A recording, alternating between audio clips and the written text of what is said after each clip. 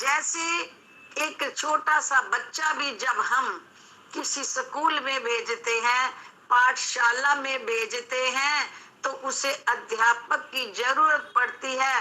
अध्यापक के बिना एक बच्चा भी एक कक्षा से दूसरी कक्षा में नहीं जा सकता। स्कूल में दाखिला लेने के बाद भी टीचर की जरूरत है। सतगुरु की शरण में आने के बाद भी गुरु कृपा की उतनी ही जरूरत है जितनी एक नन्हे से बच्चे को कक्षा में बैठ करके एक क्लास से पास होकर दूसरी कक्षा में जाने की जरूरत है।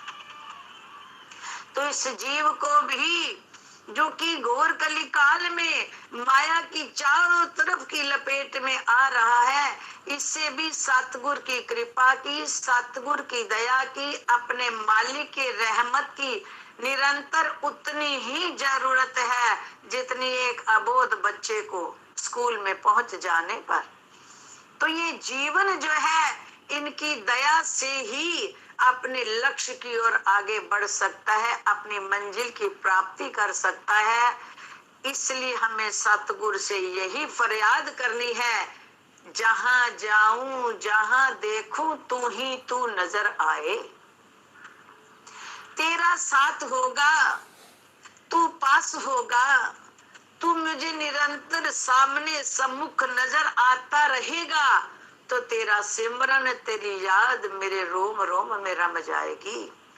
तभी तो मैं अपनी जिंदगानी का करूं श्रृंगार सिमरन से। ये जिंदगी का असली जो श्रृंगार है, ये आत्मा जो सद्गुरुदेव भगवान को प्यारी लगती है। कौन सी आत्मा? जिसने श्रृंगार किया होता है। आत्मा तो सर्वव्यापी है, मेरे सतगुरु सर्वत्र व्यापी हैं, और इस आत्मा के भीतर भी वो समाये हैं, और आत्मा उन्हीं की अंश है। लेकिन ये सतगुरु को प्यारी कब लगती है, सतगुरु के काबिल कब बनती है? जब इस आत्मा पर सेवा, सिमरन, दया, धर्म और सच्चे प्रेम का श्रृंगार हो जाता है। जब इस आत्मा में सर्व गुण निहित हो जाते हैं, तो ये आत्मा अपने प्रीतम की प्यारी बन जाती है। कौन प्रीतम?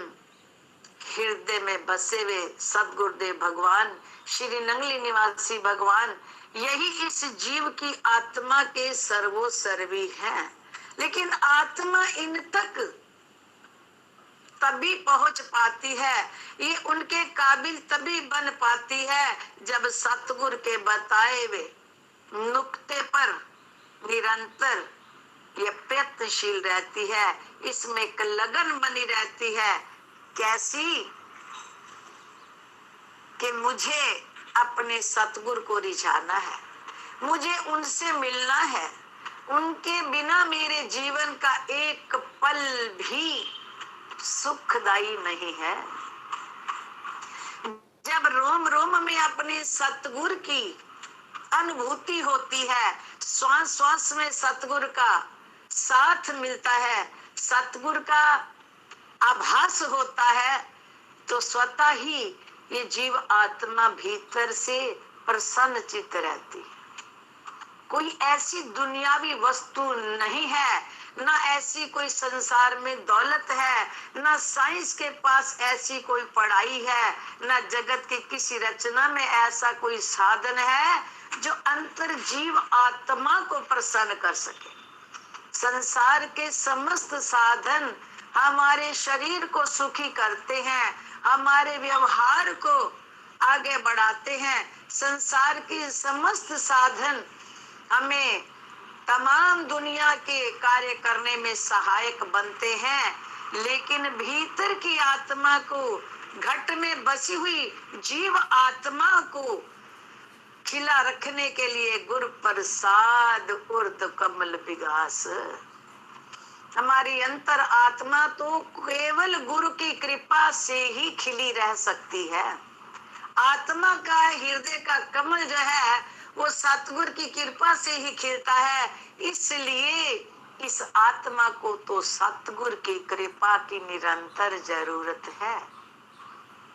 और सतगुरु की कृपा का पात्र बनने के लिए हमें गुरुजनों की, संत महापुरुषों की, सतगुरुदेव के द्वारा बताई हुई युक्तियों की जरूरत है। उन पर चलने की जरूरत है। उन पर अग्रसर होकर अपने जीवन के अनुभव को जगाने की जरूरत है।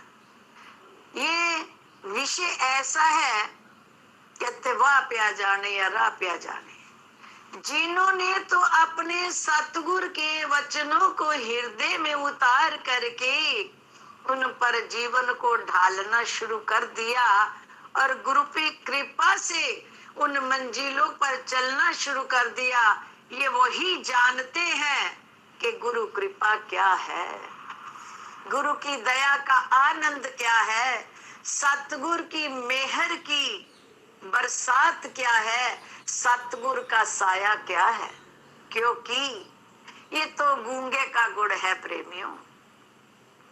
जैसे गूंगा गुड़ खाता है, रस का अनुभव करता है पर बयान नहीं कर पाता, ठीक इसी तरह से जो इस मंजिल के राही हैं, जो सतगुरु के वचनों पर जीवन को भीतर से न्यौछावर कर देते हैं, जो अपने गुरु के इशारों को हृदय में उतार करके जुबान से गूंगे हो जाते हैं, कथनी के काबिल नहीं रहते, लेकिन भीतर ही भीतर आनंद की अनुभूति करते हैं, ये वही जानते हैं कि गूंगे के गुड़ का रस क्या है।